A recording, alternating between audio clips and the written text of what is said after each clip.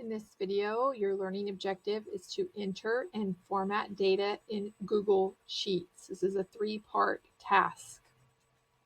We're going to start with some definitions. We are going to be working in a spreadsheet, so you should know how to use some of the words appropriately. So at this time, you can pause the video and you can type this data into your spreadsheet, and then we will talk about editing it and formatting it and making it look a little bit different.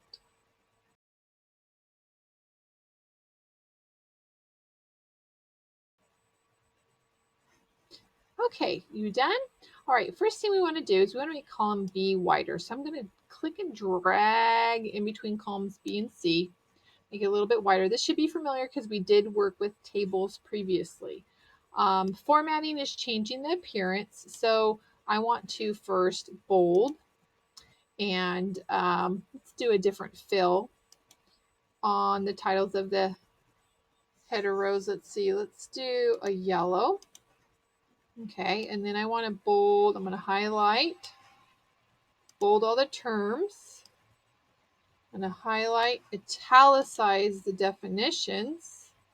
While I'm there, I might as well do a little fill color. You can pick a different color if you'd prefer. I'm going to do a blue, and I'm going to follow down with maybe a light green. Okay, so we have our terms. Data is information. Data values are text, numbers, formulas. Format is the way data appears, so we just changed the format of this spreadsheet.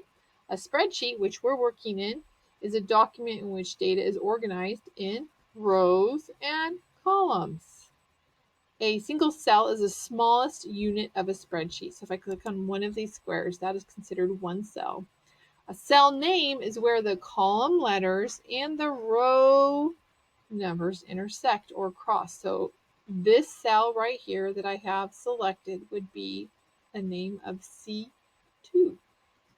Next, we have a row. That's the horizontal data cells. You can select rows along the left, use your mouse or your arrow keys. Columns, again, are vertical organization of the data. So you can select a column by clicking on the letter at the top. Columns are labeled with letters. Rows are labeled with numbers. A chart. We're going to get to charts later, but a chart is visual representation of data. Sorting is arrangement of your data, either alphabetical or otherwise. A sum is a total of an addition problem. Average is the same, also known as mean, a typical value in a set of data. We will be calculating that later. Count is a total number of items. Max is the largest value in a range, and min is the smallest value in a range. So to finish this first task, we're going to add borders. So I'm going to select columns A and B from rows 1 to row 16. I'm going to go to the border button. I'm going to change the color of the border. I'm just going to make it something really obvious. And I'm going to further change. Let's do the style. How about a dash? And if you want to, if you don't like the colors I chose, choose your own colors. That's fine. So we formatted this, we entered data, and we formatted it. We changed the way it looks. The last thing I'm going to do before this task is done, there's two more things. One is you can choose what font you want it to be.